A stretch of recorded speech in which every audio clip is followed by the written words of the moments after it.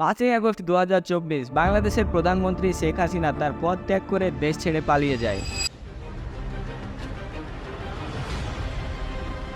গত কয়েক সপ্তাহ ধরে বাংলাদেশে ব্যাপক হারে স্টুডেন্ট প্রোটেস্ট হয়। এই ছাত্র আন্দোলন কেনই গণ আন্দোলনে পাল্টে গেল? 15 বছর শাসনের পরে কেনই বা সে দেশের প্রধানমন্ত্রী তার দেশ ছেড়ে পালিয়ে গেল? এই পরিবর্তন কি বাংলাদেশের মানুষকে সোনার বাংলা ফিরিয়ে দিতে পারবে? এই সব প্রশ্নের উত্তর জানার জন্য আমাদের জানতে হবে বাংলাদেশের আজ এই অবস্থার আসল কারণ কি। সবকিছুই আলোচনা হবে আজকের এই ভিডিওতে। আমাদের সঙ্গে থাকুন আর নিচে থাকা সাবস্ক্রাইব বাটনে প্রেস করে পাশের বেল বাটনটি বাজিয়ে দিন। বাংলাদেশের এই পরিস্থিতিতে সবথেকে প্রভাব ফেলেছিল ছাত্রদের সেই কোটা আন্দোলন। সরকারি চাকরিতে মুক্তিযোদ্ধাদের 30% কোটার বিরুদ্ধে 2018 সালে এই আন্দোলন শুরু হয়। সেই সময় হাসিনা সরকার আন্দোলনের চাপে পড়ে শুধু মুক্তিযোদ্ধা কোটায় না, সমস্ত রকম কোটা সিস্টেম বাতিল করে দেয়। ঠিক চলছিল, কিন্তু 5 জুন 2024 হাইকোর্টের নির্দেশ আসে আবার সেই কোটা ব্যবস্থা চালু করতে হবে। তারপর থেকেই টানা 2 মাস ধরে চলতে থাকে ছাত্রদের এই আন্দোলন।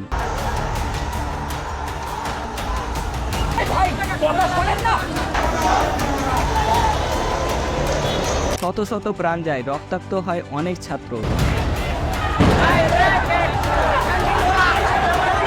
তাদের শুধু একটাই দাবি, কোটা সিস্টেম থেকে মুক্তিযোদ্ধা কোটা সরাতে হবে। কেননা কোটা সিস্টেমের নাম করে মুক্তিযোদ্ধাদের সেই কোটাতে চাকরি করছে তার নাতি নাতনিরা। এরপরে আসে হাসিনার সেই বিতর্কিত মন্তব্য, মুক্তিযোদ্ধাদের নাতি নাতনিরা চাকরি করবে না তো কি রাজাকারদের নাতি নাতনিরা চাকরি করবে? এই রাজাকার শব্দটি একটি গালির সমপরিমাণ, যেটি বাংলাদেশের দেশদ্রোহীদেরকে দেওয়া হয়। 1971 সালে বাংলাদেশ পাকিস্তান যুদ্ধ চলাকালীন যারা বাংলাদেশে থেকেও পাকিস্তানকে সাপোর্ট করেছিল তাদেরকে রাজাকার বলে আখ্যা দেওয়া হয়।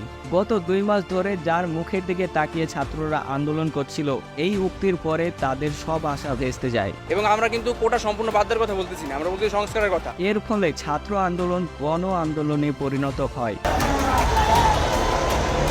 সরকার ভাবে যে আগেকার মতোই সে প্রশাসন দিয়ে এ আন্দোলন দমন করে দিবে। গোটা দেশ জুড়ে ইন্টারনেট ব্যবস্থা শাটডাউন করে দেয়, প্রোটেস্ট করতে থাকা ছাত্রদের ওপর গুলি চালায় এবং কি তাদেরকে বাড়ি থেকে ডেকে নিয়ে এসেও মারধর করা হয়। প্রতিটা জায়গায় আন্দোলন চলছিলই। এমন সময় 5ই আগস্ট প্রধানমন্ত্রী শেখ হাসিনা পদত্যাগ করে দেশ ছেড়ে পালিয়ে যায়। এক কথায় বলতে গেলে দেশ ছেড়ে পালাতে বাধ্য হয়। দেশের সমস্ত কন্ট্রোল চলে যায় সেনা প্রধানের হাতে, আর এই সেনা প্রধানই পরে অন্তর্বর্তী সরকার গঠনের কথা জানান।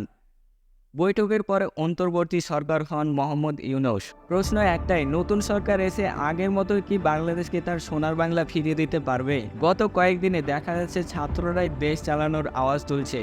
তারা নিজেই ট্রাফিক সামলাচ্ছে, রাস্তা পরিষ্কার করছে, এমনকি জনসাধারণকে বোঝাচ্ছে। কিন্তু দুটো জিনিস আমাকে খুবই ভাবিয়েছে। প্রথমত, যারা রক্তদান দিয়ে দেশ স্বাধীন করেছিল তাদের স্মৃতিতে রাখা ভাস্কর্যগুলো কি ভেঙে ফেলা আদৌ ভালো মানুষের পরিচয়?